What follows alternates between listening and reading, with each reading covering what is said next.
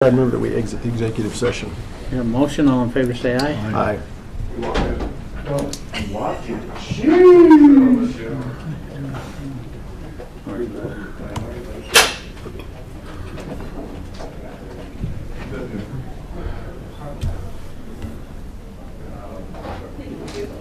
All right.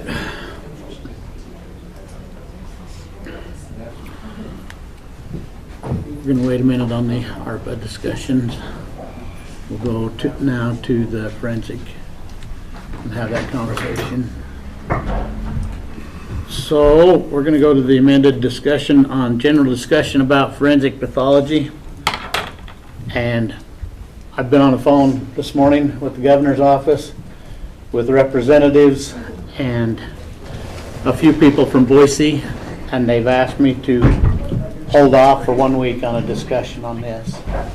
And so I feel obligated to let them answer some questions and to have a working relationship there.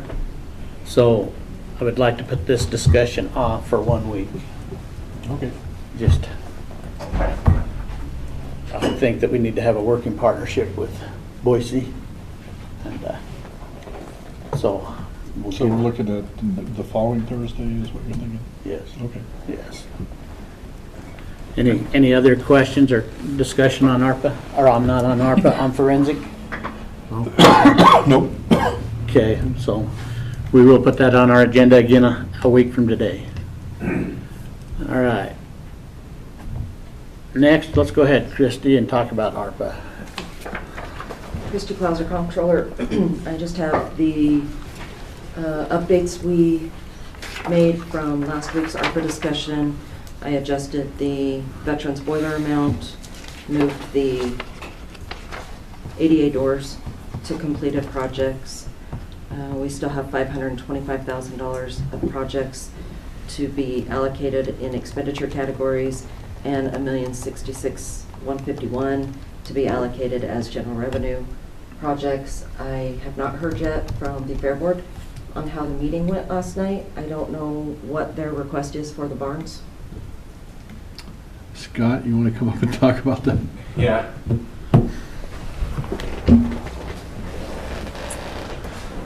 Scott Crowther, event director. It was all over the board last night, and obviously the request has been, they've asked to bump it to 500,000 if possible.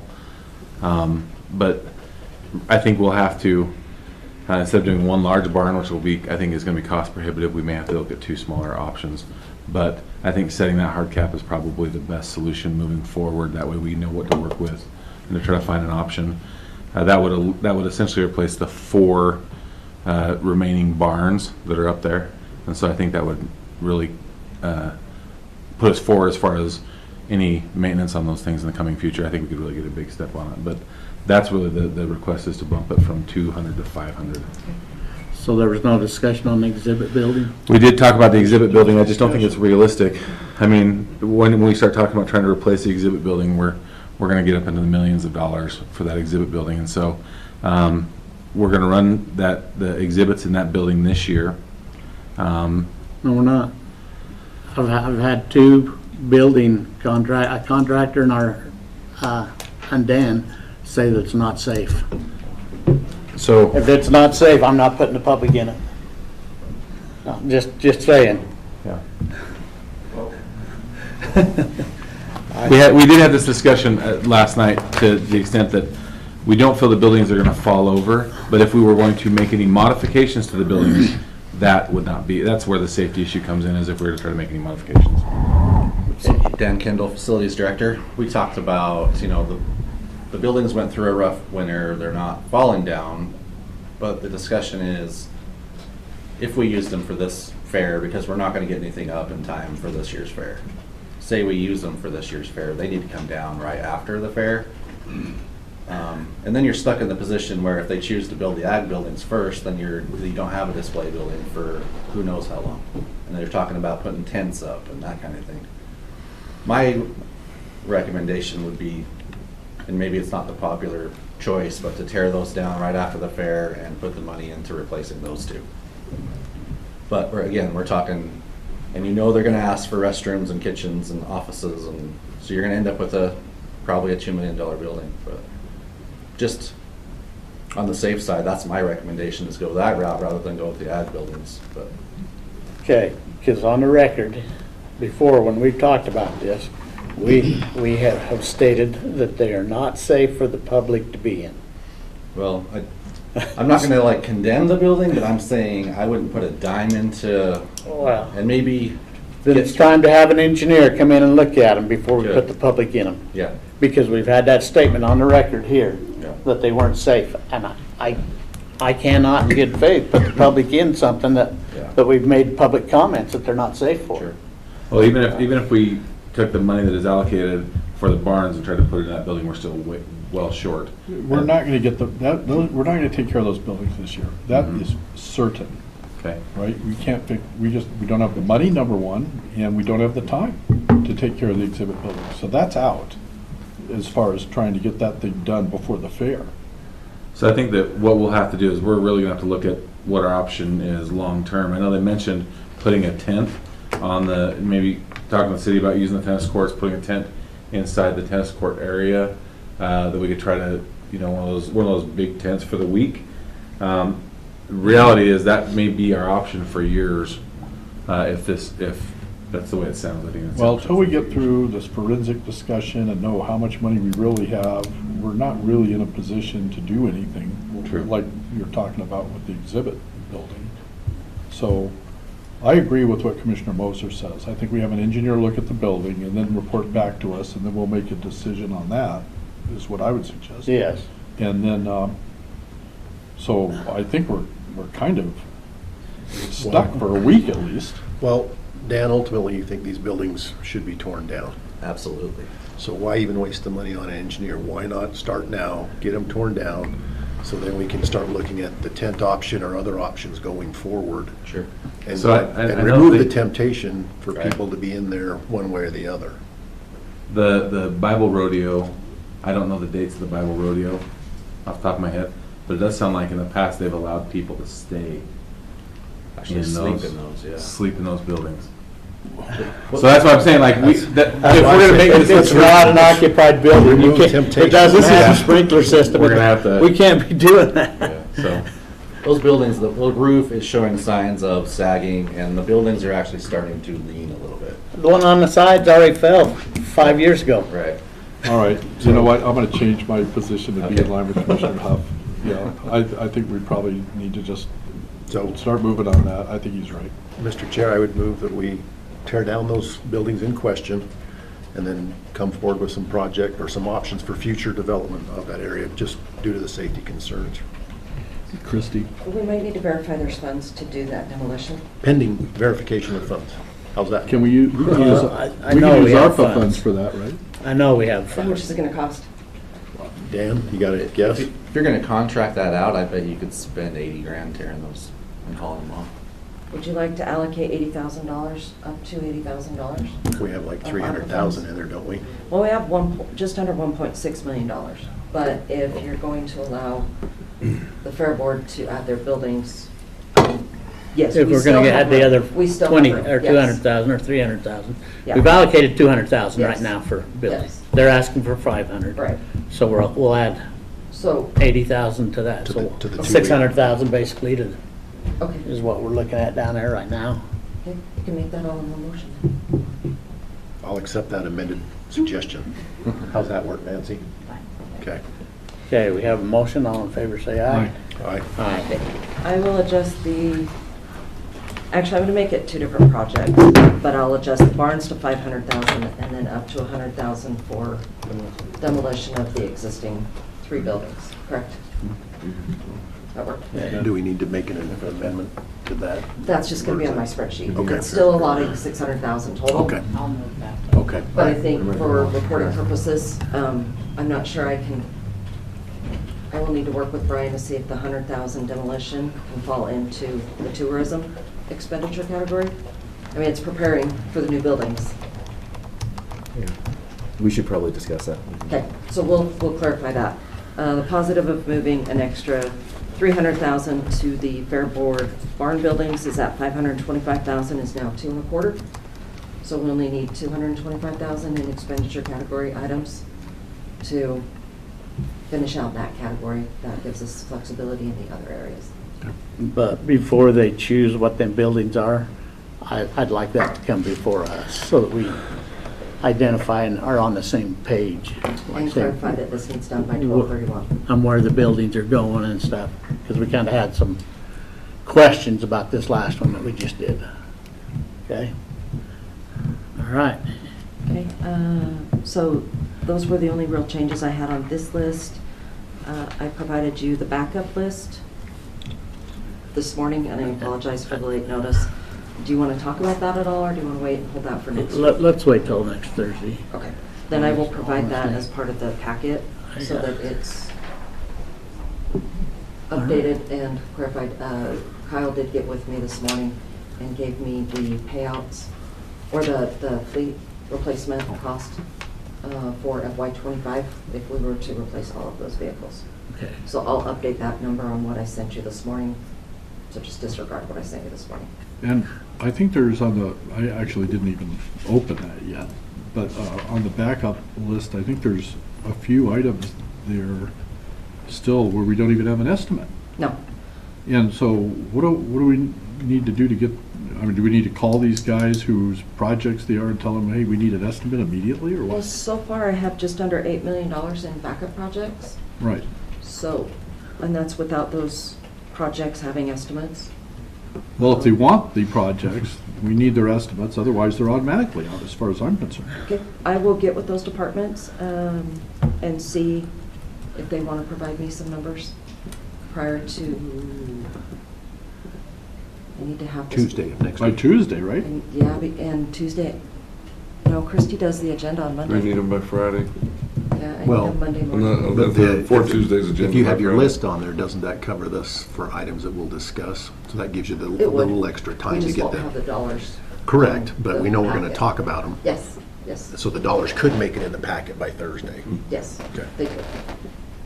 I'll shoot for sooner the better. Well, set the deadline Tuesday, if that gives you enough time, and then we'll just get it on the agenda. Okay, I'll follow through that way. And they've had deadlines many times, so I'm not real Well, concerned about if them. they're, yeah, It's on them at this point in time. but I mean, some of these things look, I don't know, well, okay. Honestly, the I'm with scale you. house remodel, Yeah, well, that's what I was looking at. that's, what number did you get on that? Didn't Kyle give you a ballpark? I want to say it was like 6 million. So Yes. that one might not be very realistic. Okay. It was high. Because that included the scales, Yeah. so. All right, thank you. Sean, Clark, come on up. Good morning, ladies and gentlemen. Thanks for having us today. Oh, you're welcome. I'm going to actually sit here because I don't, if I made anybody mad, I don't want Brady to get a hold of me. I don't. You want Clark in the way? Give him a hard time. That was Tuesday's meeting. No, it isn't today. You know, it's, yeah, I give him a hard time. He's a really nice guy. He's actually a very, my sense is he's actually a really gentle guy, but I don't know if that's really true No, or of not. course I am. Just don't want to He mess. said, until I'm mad. No, so of course I am. I'm a very gentle person. That's why she trusts sitting next to me. No, it's good to be with you guys. I haven't been here for a long time to actually meet with the commissioners, and I think when I was here, Jason was here. My memory was we were working on the crisis centers about the last. Weren't you here when we were working on the crisis center? And I was thinking, and you were. I was trying to think of faces. I think you were. I'd just come in, Kenny had left, Jason and I had just been elected. Yeah, Ken was a really good guy to work with on all those things. Anyway, it's good to be here with you. Actually, I got so interested in listening to what was happening in the county that I half forgot what I was going to say today. But I guess the thought of us today is to come and talk about our property tax exemptions and to just understand where the county's coming from with respect to the law, and then maybe you guys hear a little bit about what we think our points are. And at the end of the day, I think we're just trying to find a resolution. My hope is today, this would kind of be the end of all issues.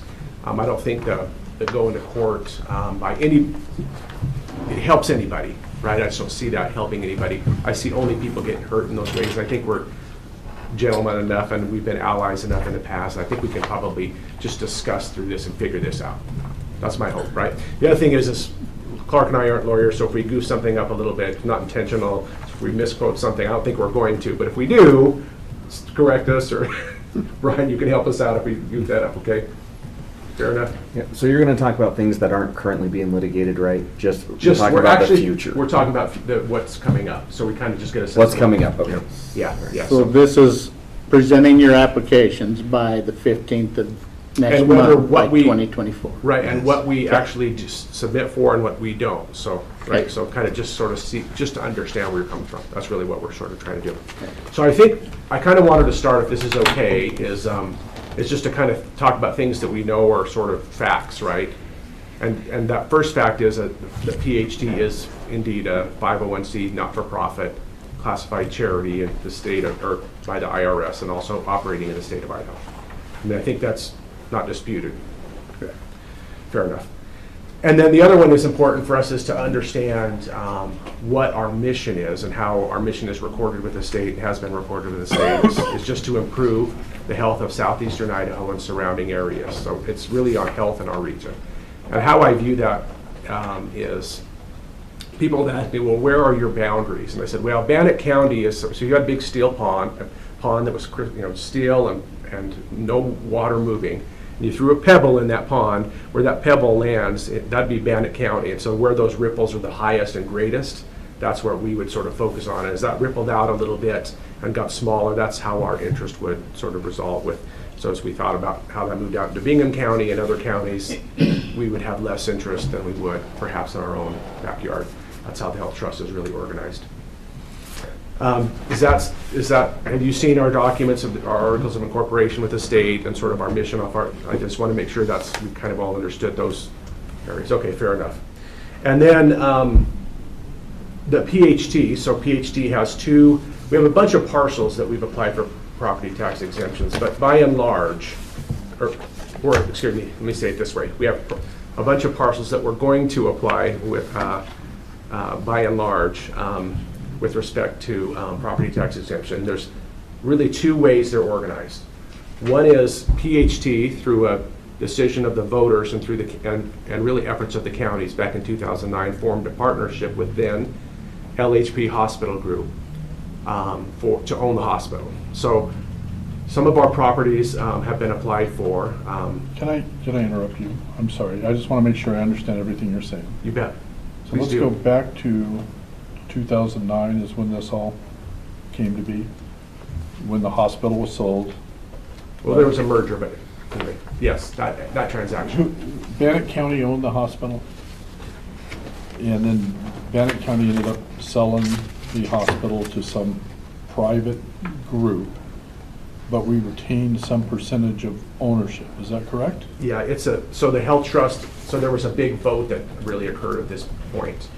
And that was first, and again, Brian, I don't know, I'm not sure the code or anything that happened, but you had to get a vote to dispose of the county assets.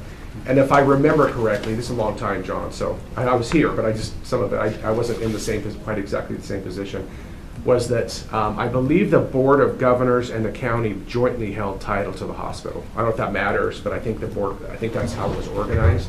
But by and large, it was a county hospital. We did a vote there's a ton of history to this, but it was a hard time in trying to expand the hospital and to actually get the resources needed to do it. So there was a decision made by many people to sort of create this merger. And the Health Trust became the entity that would own about a quarter of the hospital, and about a quarter of the hospital was given, or sold isn't exactly right word. It was really just this merger. And so what happened was, they contributed about $200 million. That's where their money came from now I'm thinking about it, was to build the new hospital. So they didn't really pay anybody. They just said, hey, you can't build it, we'll build it, and you'll retain the ownership with the Health Trust. You'll retain about a quarter with 23%. About 23%. I just say a quarter because it's about 3/4 and a quarter, but yes, correct. So that's how the whole deal really came to be. So the county now has no ownership. No ownership. In this. It's the Health Trust. Correct. Which we established through this deal, has 23% ownership. and the private entity that owns the hospital, whoever that is, has the other 70 some odd Correct. %. Okay?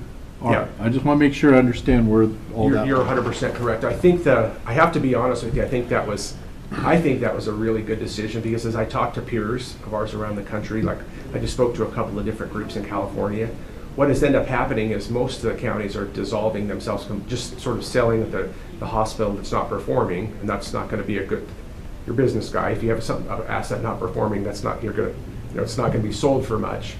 And they give up the healthcare in their communities completely. Over the years, I've had, 50 people call me and ask how to sort of preserve, 50 people like us, other counties or other entities call and say, well, we've heard you guys this has been a very good deal for your community, and how do we do this? So we're sort of in many ways held up as a model across the country on how to do this right. Now, I don't know, you could debate that, right? You certainly could. People could debate what they like, what they wanted, what they didn't want. But many, many people at least have reached out to us. I think it's been a good thing for our town and community. But Okay. Well, anyway, that answered That's a that different- question, so you can go ahead and continue. Yeah. So it's a different thing. So anyway, so through the hospital, there's about a 23% owner of all assets. And so that's one set of properties, or kind of one set. Then there's another set of properties the Health Trust owns 100%, right? We own with 100%. So we're kind of talking about those two things. So as I get into this subject, I just wanted to tell you that when we first applied for property tax exemption, we were actually told, I'm not sure, I'm trying to figure out the exact language. I was actually in this room, and I think if I remember right, I think this room was flipped around and the commissioners were on the other side, if I can remember. But to my recollection, I think it was Steve Hadley that, as we were building a new hospital, he said, hey, you've applied for property tax exemption on the share of the hospital that you own, and I hadn't.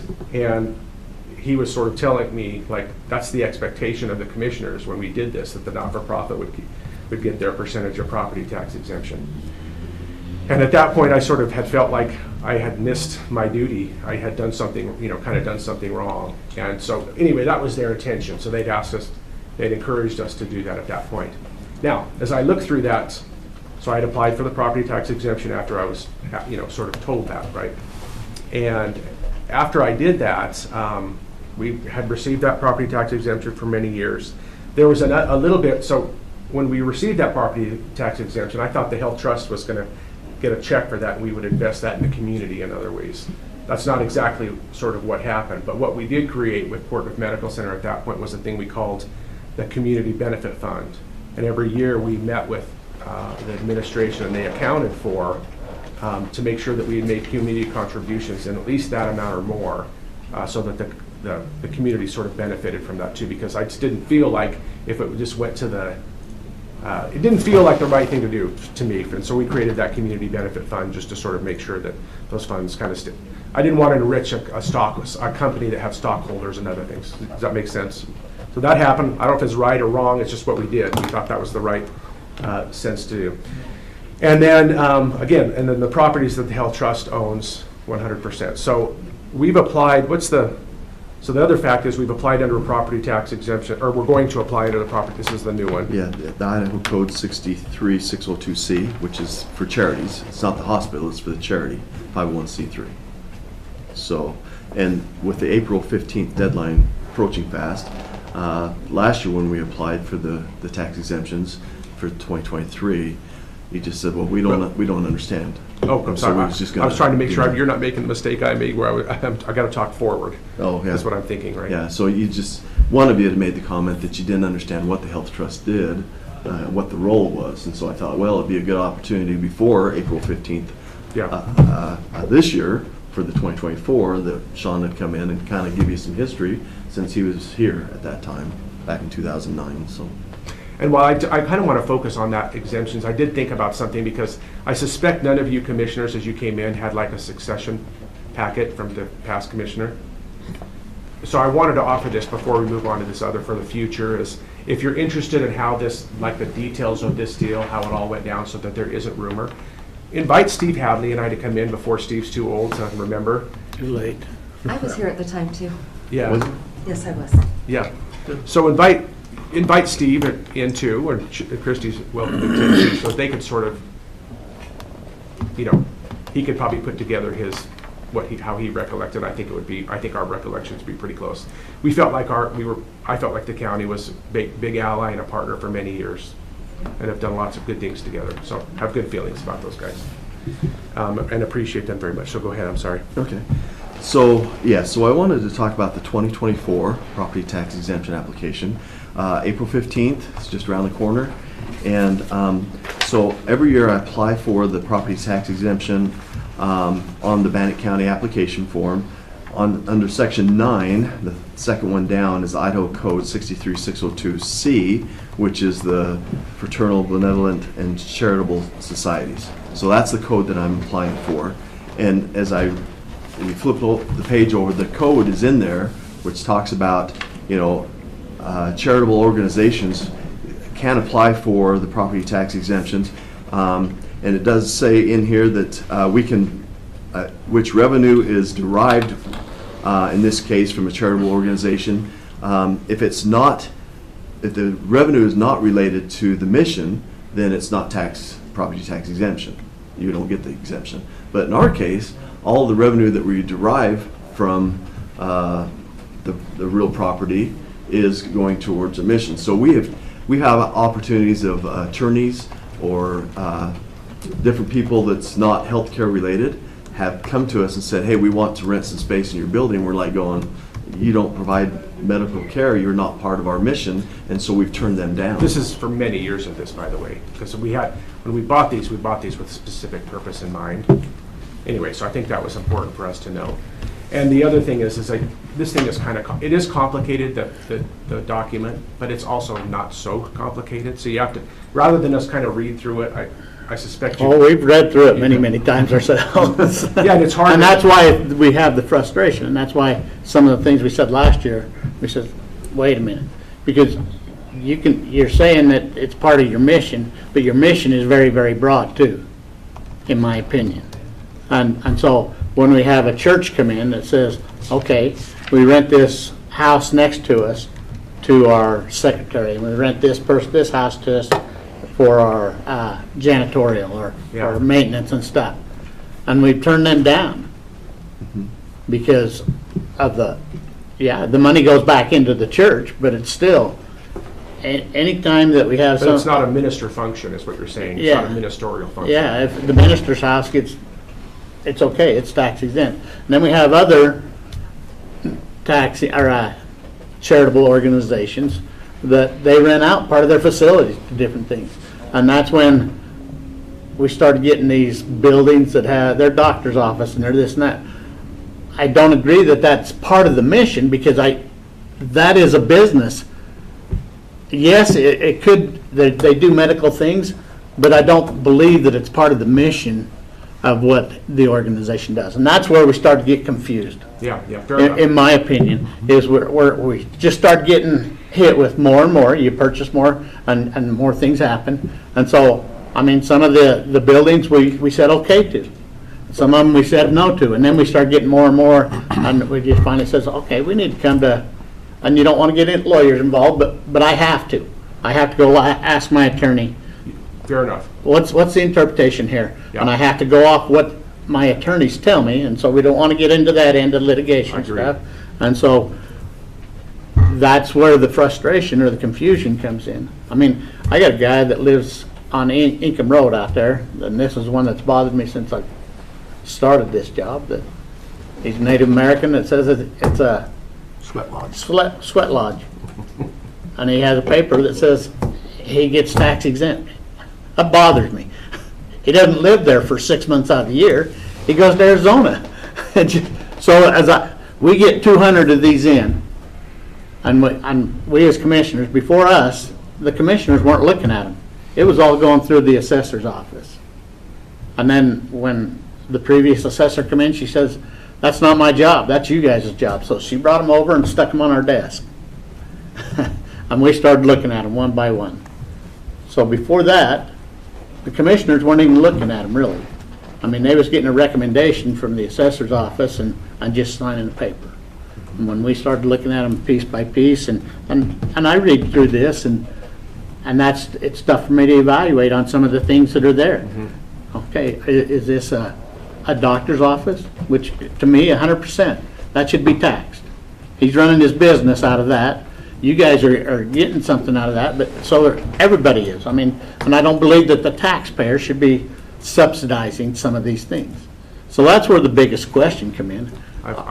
I'm following you. I think the hard part for us is that if we, and I actually, again, I'm working hard, and I'm going to really work to respect the commissioner's decision. It's a hard job you guys have. You just described why it was hard, right? You just told me why. So that's one thing I want you to understand, that I think it's important for people to respect what the commissions decide, right, at the end of the day. I think it's going to be a hard road for us for property tax exemptions on any of our properties if we can't agree that a physician is, just a physician's office is health care and works within this code and on our purpose. That's going to be a hard, if we can't get there with that, I don't know.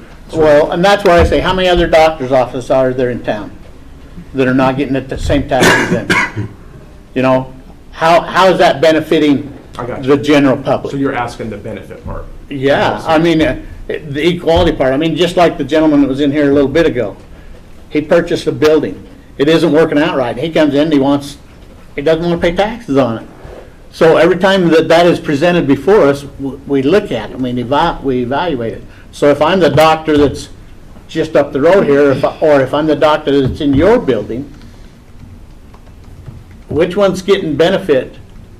I mean, are you charging the same amount for the office space as the other guy? You say, you know, you adjust and you look. I know how you've dealt with us and dealt with the crisis center and things, but the equality that has to be there for them doctors too. I mean, this doctor is paying taxes and so is this doctor. So there's an equality, in my opinion anyway, that I need to look at. I see where you're coming from. No, it's an interesting one too. I see what you're sort of saying. I would say this, the thing about the health trust that would be in terms of, and I think you guys know this, that in terms of versus, because again, think the roll-up of the health trust, we have no stockholders. We're the biggest community contributor in eastern Idaho, and probably for our size, maybe in the country. So a big time contributor in the community, investor in the community in those ways. So that's one of the outcome that's a little bit different. And then the second thing is we kind of have all sorts of sets of people doing different things. But again, so there's kind of this place where we have so for example, we have the crisis center, the free clinic, and those types of operators that actually will never enter in D6. D6 might in 20 years intersect profitability, right? So those are definitely things that don't make us profit. Then we have something like Health West that, I mean, it would be Health West's, they're a not-for-profit as well, and then they have a mission to work on things as well, and they have, I'm not sure if how long it would take us to intersect profitability with Health West, but that's not certainly commercial rates, right? Okay, so there's sort of those sort of functions, and then there's people like, what's the new group that downstairs from us? Perma? No, the children's people. Friends of the Children and Boys and Girls Club. Yeah, so there's people like that just we charge them rates, but we give them all their rent backs. Part of it is just so we can record. One of the things we found out is we didn't record what we did. It's hard to tell people, so that's a way for us to record what we actually did. Anyway, so I think there's those kinds of things too. And then there's space that we just don't lease, that we actually occupy or give to other people, and things like at the city center and also in our building too. We have conference space that we typically will let people use, and it's not charged. We've done that for the county and others too. We've utilized that. Yeah, and we're going to do it anyway, so we're going to continue to do it, but that's also space we don't lease.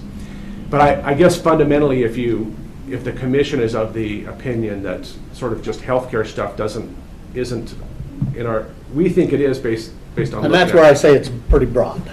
Yeah. You know, it's funny because. Well, can I interrupt here? Sorry, just to make sure I'm clear on this. You're not charging market rates We do with some people. with the doctors, Some of the doctors we do. but not all of them. But we've more started to do that more recently. But some of them you do not charge a market rate. Correct.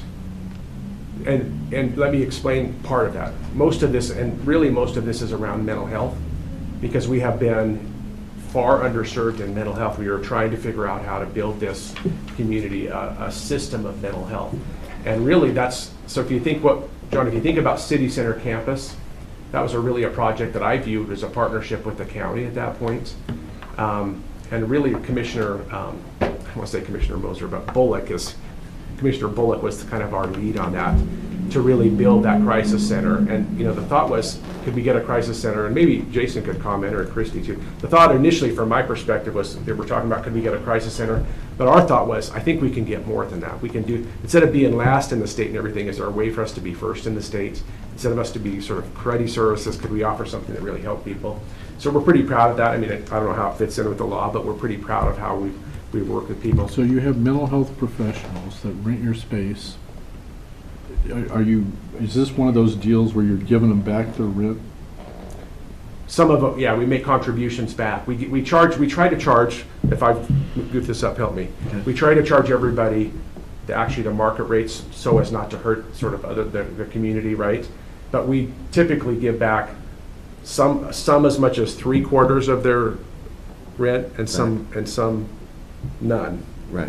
But And place, then- Okay, and then there are other mental health professionals, maybe in private practice, who are leasing space elsewhere. yep. So your guys really have a competitive advantage over these other guys, right? They might. Well, certainly I as think far there's- as rent goes. Yeah, I think what has happened though, what's really happened is we beefed up something we didn't have before. It's hard to argue that all these places that have opened in our buildings and succeeded, they just weren't here before. So we've offered a lot more. We've been able together offering a much more robust service. And some of it is like the crisis center is a perfect example of that. Do they have a competitive advantage? I guess. Did they? I mean, we were sort of thinking about, because we think what this says is the reason that people brought this law forward was, I don't know, I didn't write it, right? But we think people think that services kind of matter. I was thinking it was the services that matter to them, right? At the end of the day, the services of the community. And we think that our services are what really sets us apart. So I don't know what I mean, if you really feel like that doctor's offices and stuff that we do, I get where you're coming from, but it doesn't say that in here. It says, does it meet your purpose? And that's from a business perspective. We're trying. But that's where we have the responsibility of deciding whether it meets your purpose or not. And if Gotcha. you don't like that, then there's avenues to challenge that. And Just talking but- about it is helping me understand where you're coming from, and I suspect. that's it right there. And then the other part, as you were talking there, all those charitable organizations that lease from you or rent from you and stuff, they also come to us and we give tax dollars. We give them money ourselves as county. So in essence, is that a double dipping? When we come in and we look at tax exemptions, the budget, and we try to do a fairness across, it is a challenge. And it is an interpretation of what the statute is and stuff. And that's what I say. I go to my attorney, and I walked out here last year and I says, okay, I have a lady that owns the ground the church is on.